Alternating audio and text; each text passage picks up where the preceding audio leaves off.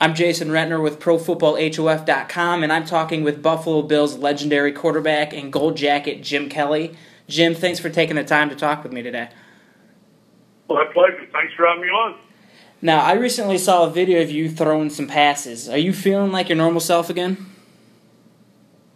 It depends on my normal self 20 years ago or more my normal self now. Yeah, I'm getting there. I'm slowly but surely. I will never, of course, get back to where those fun days in Buffalo, throwing past the Rich Stadium, or as it's called now, Ralph Wilson Stadium. But yeah, I'm definitely getting better, and the arm feels pretty good. Your daughter, Erin, recently wrote a book called Kelly Tough. Can you tell us about that book?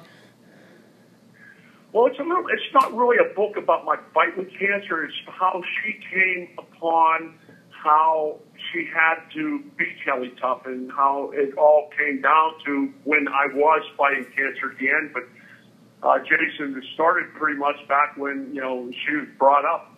I always brought her up like she was me tough. I didn't care if she was a girl. When she played basketball as a young kid, that if you fall down, you're going to get back up. And to be honest with you, it all started back with my son, Hunter. She was the older sister of a little boy named Hunter who was struggling, who was suffering from a disease called Krabbe leukodystrophy.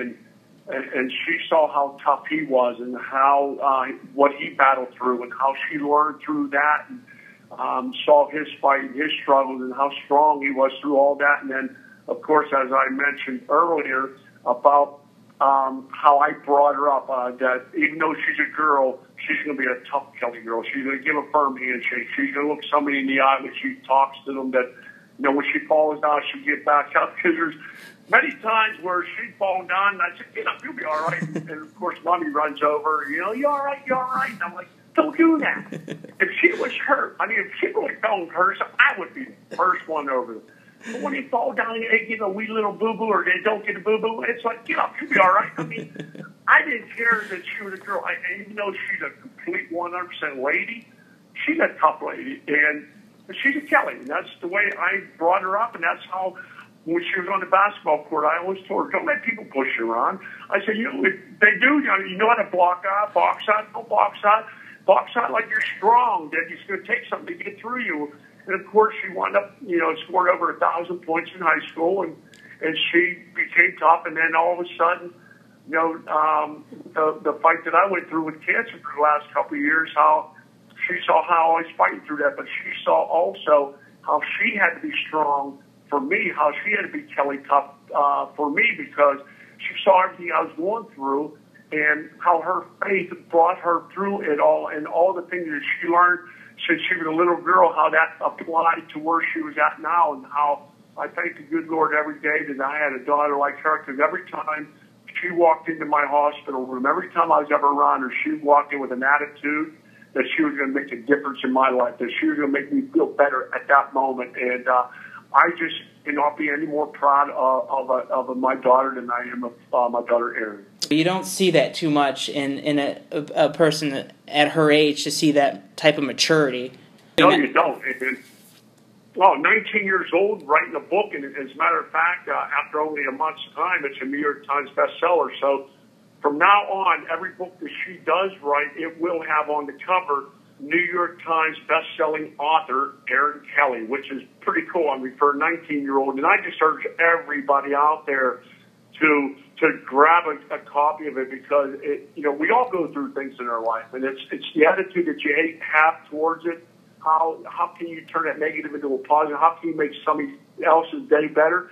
And Jason, I laid in a hotel room about a couple months ago, and as I laid there, after so many people tell me how much of an inspiration I've been to them, all the letters and cards and so many people, I just want people out there to realize how much that means to me and how that inspires me to keep fighting. And as I lay in my room, I thought of this saying, and of course I heard it and wrote it down, because I knew if I didn't, I would totally forget, which I did after 2-3 minutes, but I'm glad I did write it down.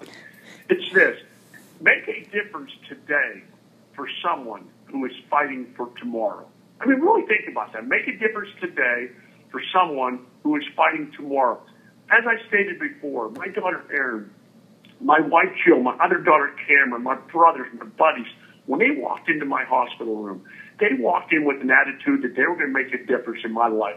They never once walked in with a frown on their face. They walked in with a smile. They made me a day better because and I know it's an old cliche. None of us know what tomorrow holds. But when you're suffering, when you are going through bad times, if you're the person on the outside, make that person feel better by your presence in their room or in their home.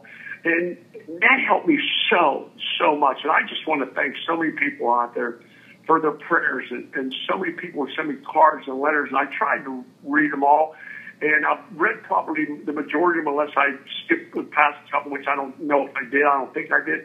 But I can't write everybody back, but I just want people out to realize, thank you, thank you, thank you. Was it tough for you, though, to put yourself out there like that in the book, just talking about that side of your life? Well, to be honest with you, at the beginning, I wasn't quite sure if I wanted to do that. I mean, my wife, Jill, wrote a New York Times best-selling book also just about 3 or 4 years ago, and it's called Without a Word, How a Boy's Unspoken Love Changed Everything. It's about the fight that my son had and all the things that we went through as a family in that, and it's an unbelievable book. And then how Erin was thinking about this, and, you know, of course, I'm a very private person.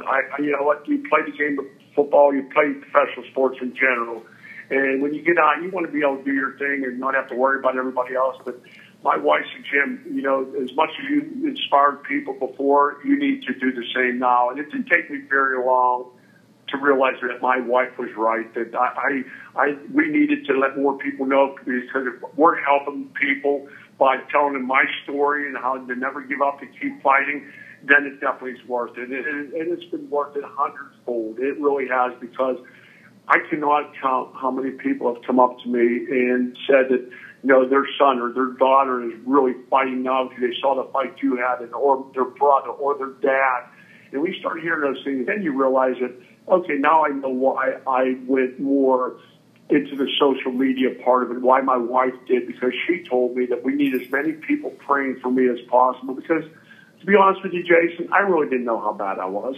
I mean, when I was told by my brother Danny about 6 months ago that he said to me, he said, do you realize how bad you are? I go, yeah, I knew I was bad. I mean, but I knew I was going to beat it. I knew I went through my chemo and my radiation, my surgeries, but hey, I'm going to beat it. And then he told me that I had a less than a 10% chance of living. I go, what?